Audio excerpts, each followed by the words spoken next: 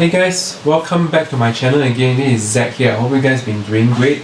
Okay, so today this video as usual will be part of the unboxing video series that I'll be doing, just to share with you guys what are the components that I've been buying for my this upcoming water cooling build. Okay, so today I'm going to share with you guys the water block that I actually buy for my ZOTAC 4090. So it's by Bykski. I think I pronounced correctly, Bykski. So I picked up this water block as soon as it's available.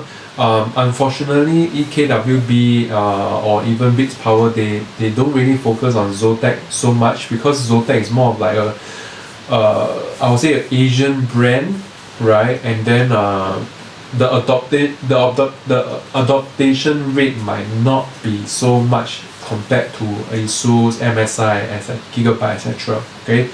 So the last I checked with them, they have plans for Bykski Power, but not so soon.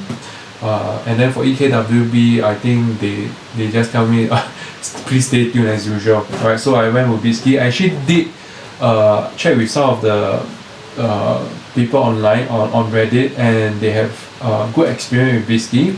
So Bykski is actually a brand from China. They have been manufacturing water blocks for quite a while, or water cooling components. You can check them out at AliExpress, or you can go to Formula Mod website. Okay, I'll link both to in the description below. So if you are potential, RTX ZOTAC RTX 4090 owner, maybe you can consider this, right? But I've heard mixed review of their blocks. Okay, but most of it is positive, that they perform quite similarly to EKWB or even Bykski Power, right? But of course, some of them, they have a little bit of not so good experience of the water block. But so far, what I've been seeing is mostly a positive. Okay, so without further ado, so let me just open up the box for you. Okay, so when you open up the box, so this is the back plate. It comes with a back plate. Okay. The thing is, right, for the back plate, I checked with the rep or the customer service agent. They mentioned that there is no need for any thermal pads for your back plate, because the VRAM is not located at the back. Okay, but it's really up to you whether do you want to use this back plate. Because some of them, I actually had a chat with them, also owner of this. They actually feels that we should still have a thermal pad at the back, right, to decrease the thermals more. Okay, but for me personally, I don't think I will do the thermal pads, because first of all, there's no instruction on how to mount this the thermal pads.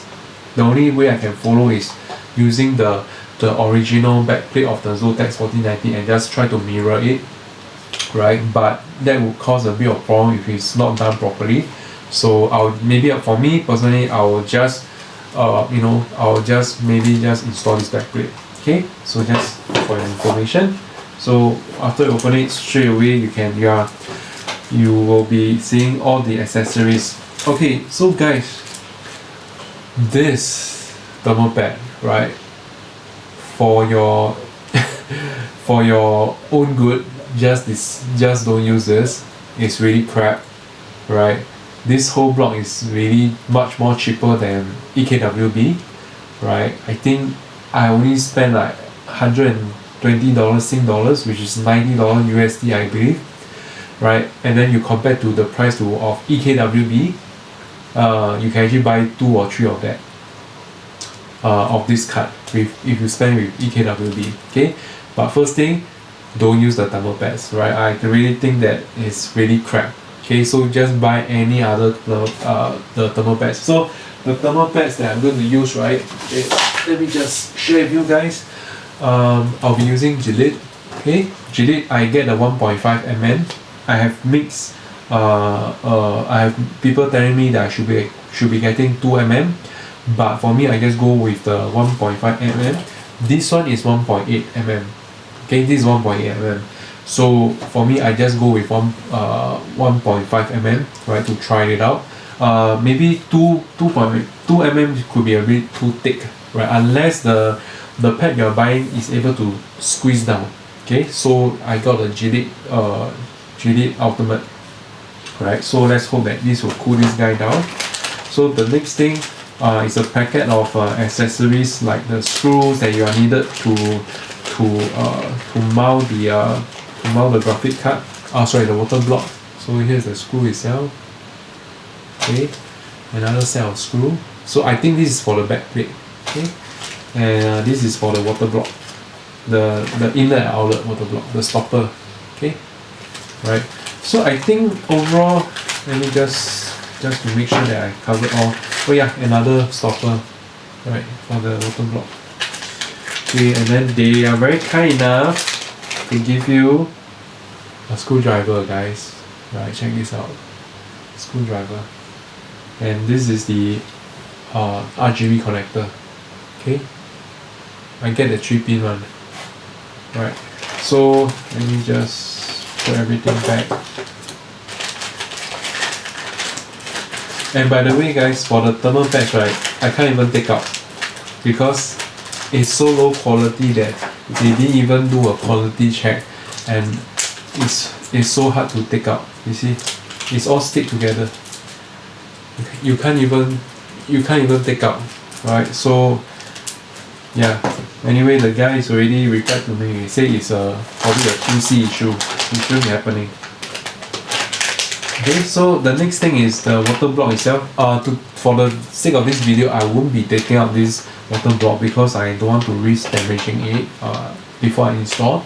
So we have the 3-pin, the RGB connector, and basically this is the water block itself, right? If you ask me, to be honest, even with the thermal pad issue, the thermal pad quality, right, I think for the price of like $120 Sing, to me it's really worth it, right? Because the thing is, for EKWB, right, I mean they are like the premium company in the water cooling world, but I really feel that it's super expensive.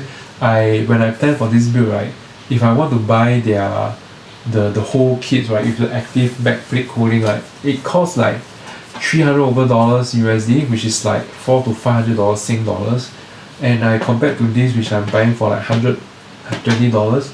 To me, it's a no-brainer to just go with this, right? But I mean, if you really trust EKWB, then I mean they are a good company, but just that the prices, I feel that there are more options right now. You have Bykski, you have Barrow, that kind of stuff. Check out the AliExpress link. They make also quite good fittings. They also make good water blocks, etc. But maybe the radiator, that one I'm not too sure. But I tried their fittings. I tried their fittings is good. But this is the first time I'm trying their water block. So let's hope it's good as per what the other people say, right?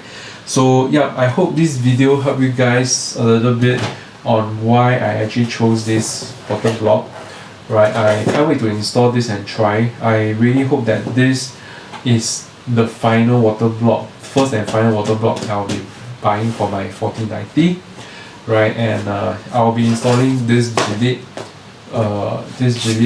thermal pad, okay, together with water block. So yeah, let's hope that it works out well.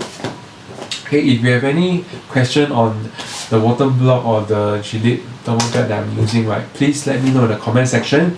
I'll do my best to help you guys out. Okay, alright, so I'll see you in the next video. Cheers, bye.